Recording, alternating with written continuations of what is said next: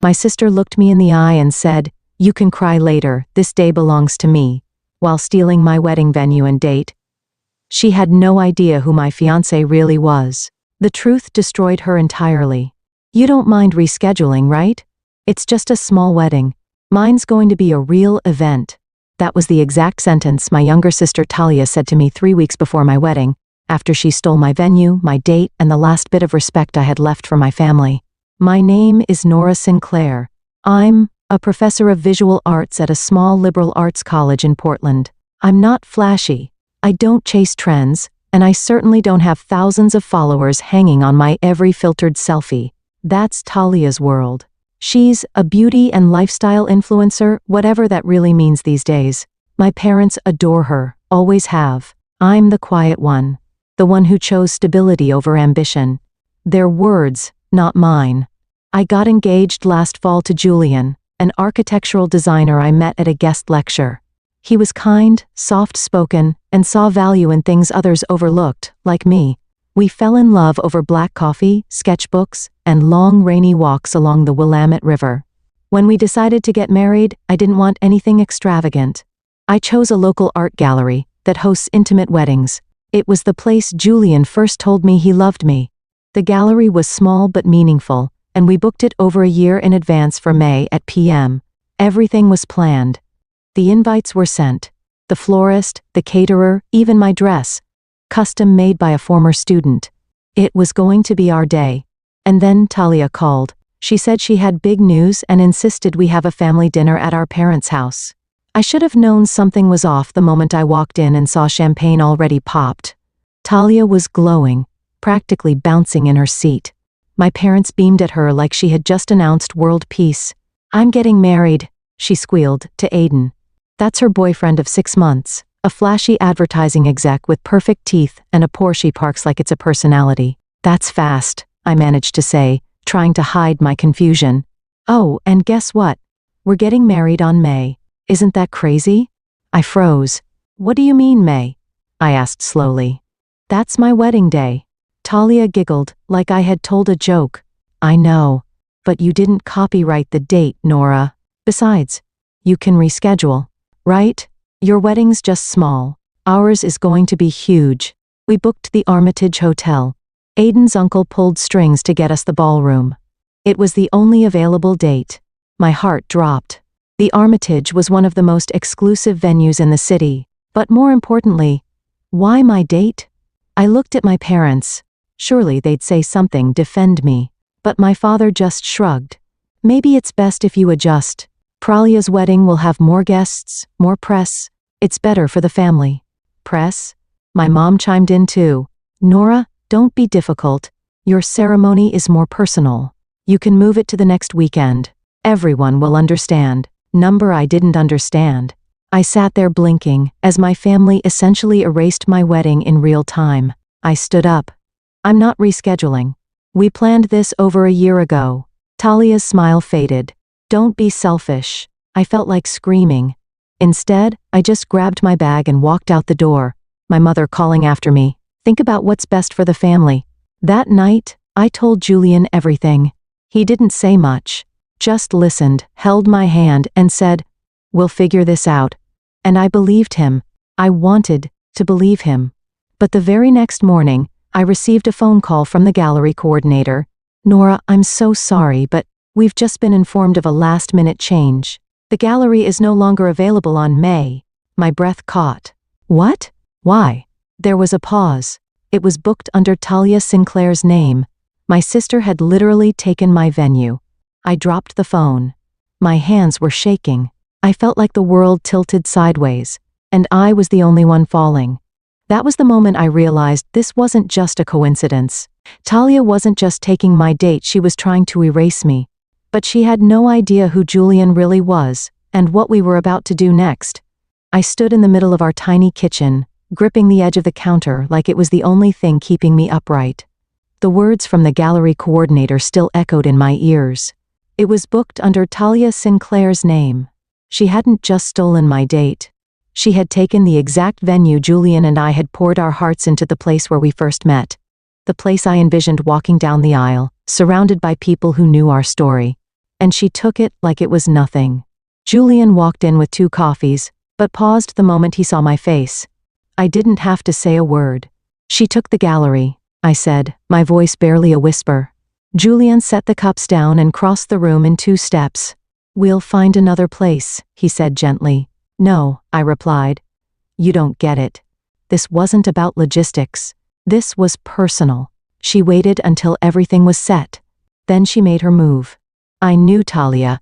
Her smile was sweet but hollow, and behind it lived a need to be the center of everything. She wasn't satisfied unless the spotlight burned bright and everyone else disappeared into shadow. And in our family, that spotlight was hers by birthright. When I told my parents about what had happened, their reaction was exactly what I expected. "Well, maybe you should have finalized the deposit earlier," Dad said dismissively. I did. She outbid it. Mom didn't even pretend to be sorry. "It's just a venue, Nora. It's not worth causing drama between sisters. Be the bigger person, the bigger person. Always me. Always the quiet one, the mature one. The one who bent so others could shine." Except this time, something in me snapped. I stopped answering Talia's texts. I blocked her on Instagram. And when she posted her dream venue reveal with photos of the very room I once called my own, I deleted the wedding board I had been building for a year. I went to Julian and told him, "I don't want to do this anymore." He looked up from his sketch pad. "Do what?" "Pretend like everything's fine. Pretend like I can just smile through it while they erase me." Julian didn't say anything for a long time. He simply closed his sketchpad, stood up, and reached for his phone. "Come with me," he said. We drove for almost an hour in silence. I didn't ask where we were going. I think part of me didn't care. I was so exhausted, mentally, emotionally, like my heart had been scooped out and left somewhere on the gallery floor. Eventually, we pulled up to a gate lined with ivy. A security guard opened it the moment he saw Julian. "Where are we?" I finally asked. Julian just smiled. "Somewhere no one can take from you." We turned down a long stone driveway and arrived at a private art estate. I'm talking a sprawling modern glass pavilion nestled in forest with indoor gallery wings, private gardens, and a reflection pool that looked like it had been designed by some architectural god. "Julian, what is this place?" He turned to me with a calmness I had never seen before. "I own it." I blinked. "What?" "I haven't been completely honest with you, Nora," he said. "I design for myself. I have a studio, investments. I've kept a low profile because I've seen how people change when money enters the room." I stared at him speechless. He continued, "This is my personal gallery, and if you want it, it's yours. For the wedding. For anything." I sat there in stunned silence. He wasn't trying to impress me. He was giving me something more valuable than a venue. He was giving me choice, dignity, power. My eyes welled up, but I forced a smile. "Talia's going to lose her mind." Julian smirked. "She has no idea what's coming." And just when I thought the emotional roller coaster had peaked, it plunged again. That night, I got a notification on my phone. Aiden, Talia's fiancé, had just followed me on Instagram, which was odd because we'd never spoken. Then, a DM. "You deserve better than what they did to you. Can we talk?" I stared at my phone for a full minute. "You deserve better than what they did to you. Can we talk?" From Aiden, Talia's fiancé. At first, I thought it had to be a mistake. Maybe he meant to send it to someone else, or maybe he was just trying to stir the pot. But the message sat there, deliberate, clear. Julian walked in just as I locked the screen. "You okay?" he asked, handing me a glass of wine. I forced a nod. "Yeah, just trying to process everything." I didn't tell him about the message. Not yet. Instead, I replied to Aiden with a single word. "Why?" He answered almost instantly. "Because I'm not blind. I see what's happening, and I'm starting to wonder if I'm the next one being used." That hit like a punch to the chest, not because I cared about Aiden, but because I knew that feeling. That exact moment when you realize someone you love might be manipulating you, not supporting you. He asked if we could meet. Nothing weird, just coffee, somewhere public. Against my better judgment, I agreed. We met the next afternoon at a cafe near downtown. I wore sunglasses and a hoodie, praying no one would recognize me. He showed up in a charcoal blazer, looking more like a man on a job interview than a romantic fiancé. He sat down and didn't waste time. "I didn't know she stole your venue," he said. "She told me it was available, that you'd decided to delay your wedding for budget reasons." I almost laughed. "She lied, obviously." He sighed and rubbed his face. "That's what I'm starting to realize. This whole wedding, it's like a marketing campaign for her. Everything's about the optics. She keeps pushing for me to get sponsorships for the ceremony. She even hired a videographer who's worked on reality shows." I felt my stomach twist. "Last week, she asked if we could pretend to have met at a beach in Bali, so it sounds more exotic." "What?" I choked. "Yeah. She said our real story wasn't share-worthy enough." We sat in silence for a moment, the noise of clinking cups and background music muffled by the pressure building in my chest. And then, Aiden leaned in. "I also found out something else," he whispered. "She has a burner phone." I blinked. "Excuse me?" "She hides it in her makeup drawer. I saw her texting someone late at night, laughing, deleting messages. When I asked, she got defensive, said I was paranoid." I stared at him, cold realization flooding my veins. "You think she's cheating?" He shrugged. "I don't know, but I don't trust her anymore, and I can't ignore this sick feeling that I'm just another prop in her perfect image." I didn't know what to say. I had expected drama, sure, but this was unraveling faster than I could track. As we parted, Aiden looked me dead in the eye. "Whatever you're planning, I want to help."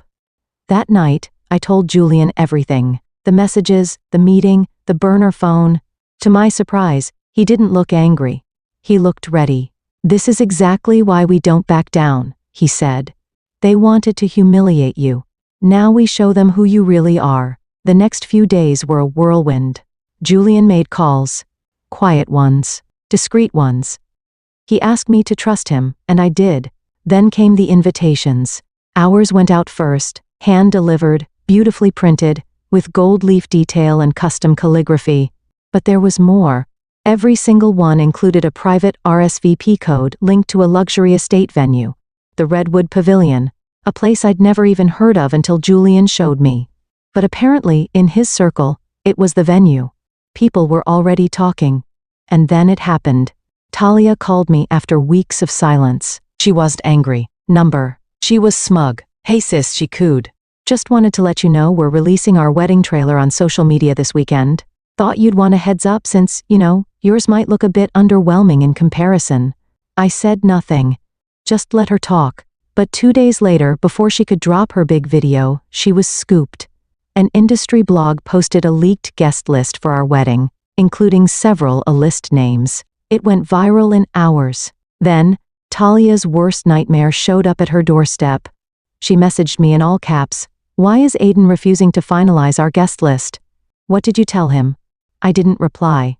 Because at that exact moment, Julian was in the studio, printing the final seating chart, and one seat was reserved for a very special guest. The editor-in-chief of the magazine, Talia, has been begging to feature her in for years. Comment the number 2 if you want to know what happens when Talia sees who stole her spotlight for good. I always imagined my wedding day would feel magical. Turns out, revenge feels even better. The morning of our wedding arrived with an eerie calm. Portland's skies were clear, sunlight pouring through the trees surrounding the Redwood Pavilion. The air was cool, crisp, and buzzing with something electric. For the first time in weeks, I felt completely steady. My phone vibrated non-stop with notifications, text messages, missed calls, Instagram tags. Talia had finally seen the article. Architectural heir Julian Redwood to marry local artist at secret estate event. A-list guests confirmed. She had no idea Julian came from the Redwood family. No clue that the venue she had tried to steal was nothing compared to the one we now controlled. No idea that the small, quiet girl she spent her life overshadowing was about to stand in front of Portland's elite and shine like hell. And she definitely didn't know who else was coming. By noon, the estate grounds were filled with guests arriving in luxury cars.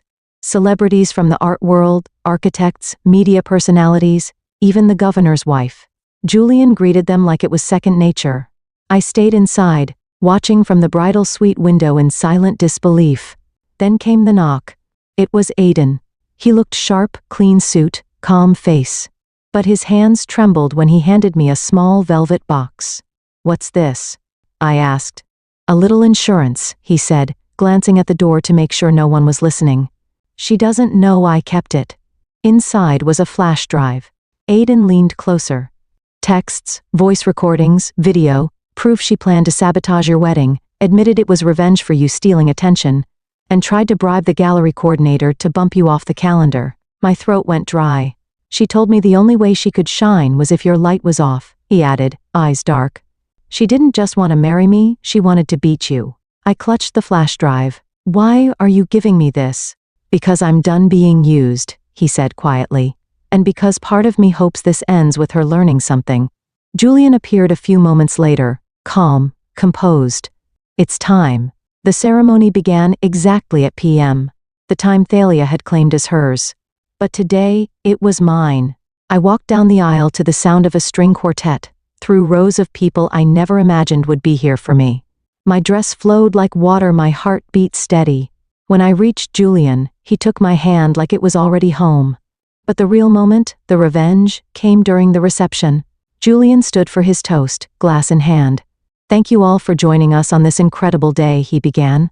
Today isn't just about love. It's about truth, about integrity, and about standing up when someone tries to silence you. The room hushed. He continued, my wife, my brilliant, kind, resilient wife, had her wedding nearly stolen from her. The venue, the date, even her dignity. But instead of shrinking, she rose. He looked at me. I nodded. Julian gestured toward the AV team in the corner. And today, he said, we'd like to share the full story. The screen behind us lit up. Talia's voice played over the speakers. She'll cancel? She always does. She's soft. That gallery's mine. I don't care what it takes. Gasps echoed through the hall. Then came screenshots of her text to the coordinator. Screenshots of her telling Aiden, this is my year, she can cry later. Some guests looked horrified. Others nodded in recognition. They'd seen this kind of cruelty before, wrapped in charm, glossed over by a pretty face. Then the final clip played a secret video. Aiden had recorded Talia laughing with her friend. If she really cared about that guy, she'd step aside. She's not even marrying for love, Julianne, he's just some artsy dude with no money. My wedding is the real deal. The video cut out. Silence followed. Then, applause. Thunderous. Long. Relentless. And that's when the doors burst open. Talia stood at the back of the room, her makeup smeared, still in her custom gown, alone. She looked around, saw the eyes, the judgment, the truth. Then her mother stepped forward, my mother, and said loudly, Talia, enough! Leave. Everyone turned. Talia's face crumpled. What? You've embarrassed this family enough, Mom said. This isn't your day. And just like that, the golden child was outcasted by the very people who once worshipped her. She ran out in tears. 3 days after the wedding, I got a letter. Not an email, not a text, a real envelope. Handwritten. No return address. Inside was a single sheet of paper. This isn't over. You stole everything from me. Just wait. I should have been afraid. But I wasn't. Because by that point, Talia had already lost the two things she valued most. Her image and her control.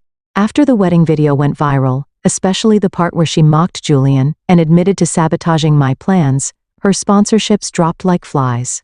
Her management agency issued a public statement cutting ties. And the luxury skincare brand she was launching a collaboration with? Gone. The final blow came from Aiden. He released a quiet, dignified announcement saying the engagement had been canceled due to irreconcilable values.